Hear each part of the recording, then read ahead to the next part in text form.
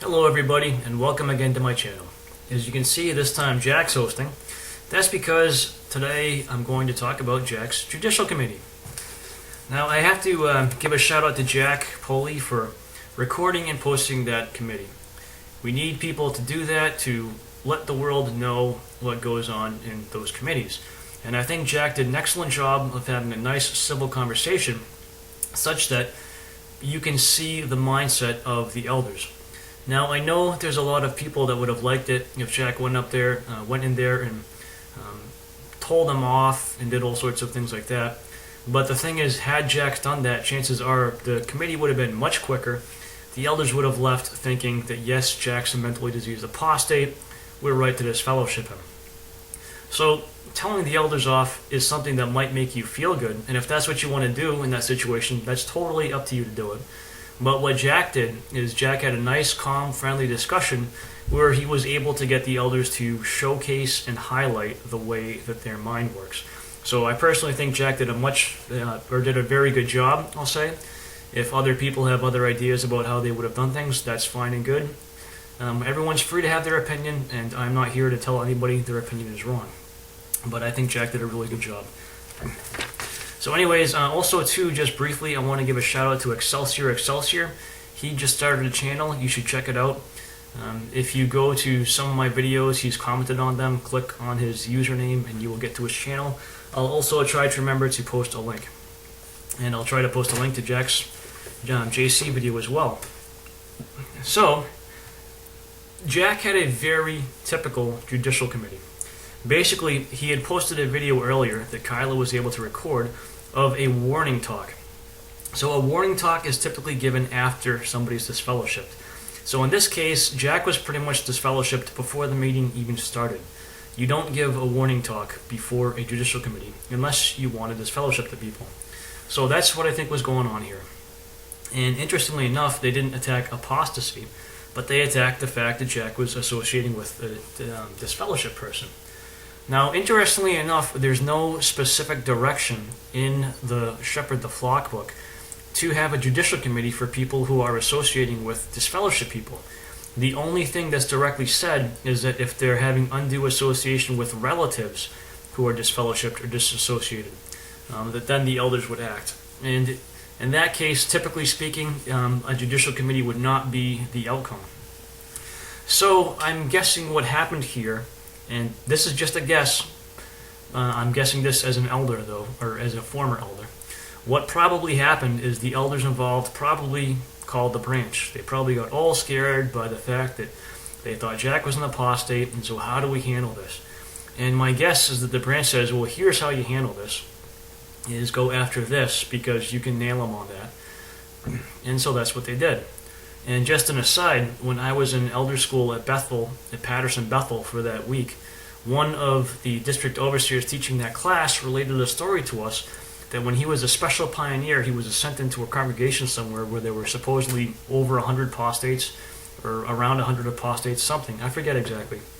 And anyways, I don't think anybody got disfellowship for apostasy. I think like 90 people ended up getting disfellowship for other things. But I can't remember the full details, so that's just, we'll call it hearsay. Anyways, on to Jack's committee.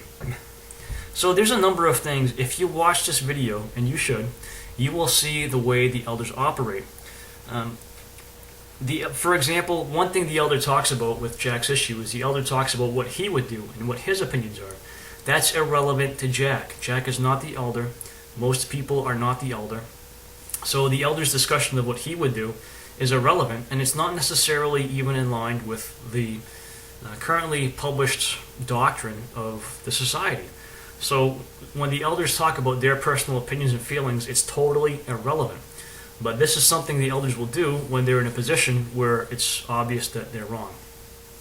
And the elder recommends that Jack write a letter to the branch. Now, when I was an elder, I might have done the same thing. I don't know. But the issue here is that now that I've seen the branch correspondence manual, I know that writing a letter to the branch is really very little more than a way for the branch to keep track of who disagrees with them. Because what they do is they make a very brief attempt, if any, to try to answer the question, but they refer it back to the local elders. And This is their habit. So writing a letter to the branch would have done no good. What else? So another thing is, during the discussion about the whole child abuse issues, is the elder said that they never discourage people from calling the police. But here's the problem with Jehovah's Witnesses. They're already instilled with the idea that they should not take a brother to court. So most oftentimes they're not going to get the legal system involved. And most of them will feel that's the thing to do. Some of these brothers that Jack has talked with might feel otherwise, and if so, good for them. Good for them. But the problem is that the rank and file average witness won't feel that way. They'll follow what they think direction is. So, yes, the elders don't say, well, don't report this to the police. But the problem is the average witness is looking to the elder for direction. So the elder should be saying, yes, you should go report this to the police. They're the ones who are qualified to investigate. But they don't. So the very fact that they don't encourage reporting to the police is almost the same thing as discouraging reporting to the police, despite the fact they don't. Another interesting fact is, during the conversation, the subject comes up of someone who had molested children a long time ago, and the elder wants to protect the dignity of this individual. But here's the problem, and Jack points this out about the whole compulsion angle of pedophiles. When you're a pedophile, you are a predator. There's something broken that makes you prey on people, and it would be a safeguard to you as well as to those children for people to know that you have that problem. So protecting the dignity of the offender is a ridiculously stupid argument. You would save the offender from reoffending by keeping them out of positions in which they could reoffend. And you could do that by letting people know this person's had this problem in the past, so make sure you take the appropriate safeguards. So the elder's thinking here is horribly wrong and totally off course. Anyways, Jack also brings up a good question about why the elders don't want to support the sheep. And this is a totally valid point. Jack wants them to write the letter with him, but they won't do it. And they dance around the fact that they're not supporting the sheep, but the fact is that's exactly what they're doing. They're not supporting the sheep. So another thing, this is also typical of elders, they refuse to divulge the information of who the accusers are. In any fair court, any fair judicial system, you get to face your accusers. Not so with Jehovah's Witnesses. Most of the time, the elders refuse to tell you who's accusing you. It's not about justice, it's not about right, it's not about helping you. And you will see from Jack's judicial meeting that the judicial process of Jehovah's Witnesses and the Watchtower is not about spiritual help, but it's about deciding how much to punish you. And in Jack's case, it looks very much so as if they had decided to disfellowship him before the meeting even began. So just a quick aside here, the way judicial committees work is if you've sinned over a certain level, chances are you're going to be disfellowshipped. And the elders are there to see if you've crossed that line or not. If you haven't crossed that line, if you're repentant enough, then you can just be reproved. So that's really the way they work. They're not about helping someone get better. They're about figuring out how to punish them. Another great thing Jack did is he brought out the example of not using the ransom as an excuse for inaction. He made a lot of really good points that if the elders were truly spiritual men, they would have picked up on. But what you're seeing is that their version of spirituality is following the publishing company regulations. So therefore, their humanity is totally hijacked, their humanity is stolen from them, and they're following the regulations of this publishing corporation as if that's the best possible way to live. So another interesting thing is the elders try to get Jack to disassociate himself. They ask him basically if he doesn't want to be known as a Jehovah's Witness. So this is once again their corporate policy, their legalism. They're not trying to help him to heal him. They're just trying to figure out how to get this thing over so they can get home and be done with it and be happy that they've disfellowshipped him. This is not them being bad people, but this is the way elders are trained to be. So they're following their training when they do this. This is corporate policy for elders, if you will. Another interesting point is that Jack tries to get them to answer whether or not Julian is Christian, and they totally refuse to answer the question. So what you'll see here is the elders go to great lengths to avoid areas of discussion where they don't really have any leg to stand on. And they do that by throwing up smoke screens, by talking about their opinions, or by changing the subject. That's what they're taught to do, because the society, on some level, knows that they really don't have an argument. So to hide that fact, they have to use techniques that basically amount to propaganda. And this is what you see the elders doing in this committee. And Jack does a very good job of making the point that he's not standing away from Christ, but this isn't what they care about. They're hung up on the Jehovah's Witnesses doctrine. In fact, the elders make known a couple of times during this committee that the governing body is the avenue that Jehovah is using, and they are going to basically follow the governing body. What the elders don't realize is by doing this, they are sitting the governing body down on Christ's throne, and they are therefore following the governing body instead of following Christ. And you can see the results of that in this judicial committee.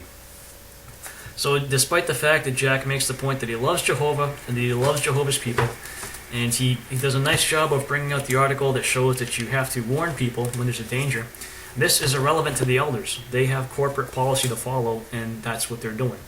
So they shut their minds off, they go into corporate robot mode, because the elders receive a lot of training to become corporate robots, and they become good at it. So Jack's having a nice, calm discussion with these brothers allowed him to catch this for all of us to see. And I think that's a great thing, because for us to make known to the larger community what exactly goes on behind closed doors with Jehovah's Witnesses, this is exactly the type of interaction that we need. So that being said, if you have a committee coming up and you feel the need to go and rant and rave and berate your elders, I'm not going to tell you not to do that. The only thing it's going to do is make you feel good, make you feel like you have some power in the situation, but it won't change anything. So the same thing here with Jack is he went in with a well-reasoned discussion, and it didn't change anything. The one out that they gave him is they said, if you stop associating with Marcus, with Julian, that we won't disfellowship you. I don't know how that would have played out had Jack said, okay, I'm not going to associate with him anymore. My guess is they would have tried to have found another way to disfellowship him, but maybe not. I really don't know. But I've got to hand it to Jack. He was honest. He told them the truth. And this video shows exactly what I was saying in my previous video about shunning. Jehovah's Witnesses shun people, and there are consequences if you do not join with them in their shunning. So that directly contradicts what they have on their website, and so it was very nice that that's there for people to see. Just one final point is, at one juncture at the very end, the elder used the example of Nathan and showed how Jehovah corrects things that are wrong. But the problem there is when Nathan talked to David, it was before he talked to Jehovah. He shot from the hip, as it were, gave the wrong answer. That night, Jehovah corrected him, and the very next day, Nathan fixed his mistake. So if the Nathan illustration actually applied, that would mean that if there were problems with Jehovah's Witness doctrine, they would get fixed extremely fast. And this just plain does not happen. So anyways, Jack's judicial committee is typical of the way judicial committees work. I've sat on a couple of them. I have never sat on one for apostasy. I always hated it. I always felt bad about doing it because it's a very legalistic thing whereby the decision is to some extent taken out of your hands.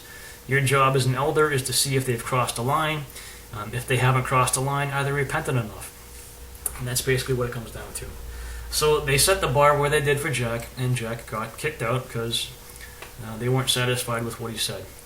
But this is the way judicial committees work. This is who the Watchtower is. And the elders involved, keep in mind, they too are just victims. They think they're doing the right thing, and whatever personality quirks they have is just going to affect the way this all plays out. So I thank Jack for recording this. And I send my love out to Jack and Kyla and their family. And Julian, I thank you too for being such a large part of this whole thing and being instrumental in all of it. Anyways, thanks for watching.